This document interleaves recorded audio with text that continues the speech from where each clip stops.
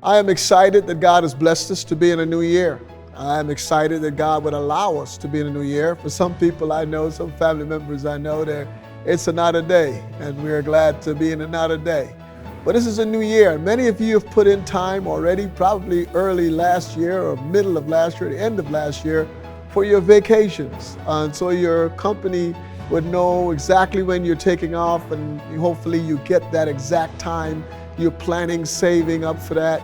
Many people have plans as to how they plan to live out this year in terms of job, in terms of retirement, in terms of just how they plan for the kids to go to school, to college this year, because they got some kids graduating.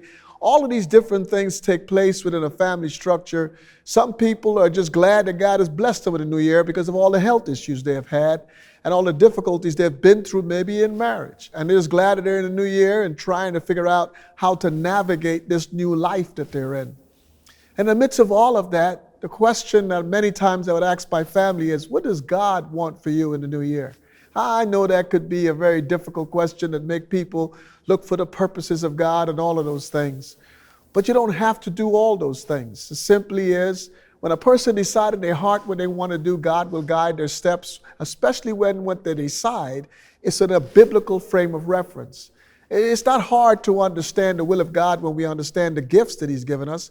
It's not hard to understand the will of God when we understand our commitment to what He's called us to be, whether it's a husband, a wife, a father, a mother, or a single person. There's a purpose in that.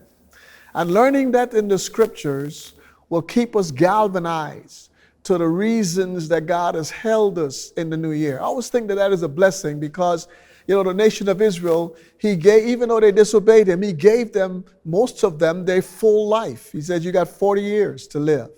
And yes, they were able to live out their lifespan, but it was a decision that God made. I know that this is a decision that God made for you. What decision will you make for Him would be the purpose for which God can manifest Himself in and through your life. So no matter what you face, in the midst of all your difficulties, you experience Him.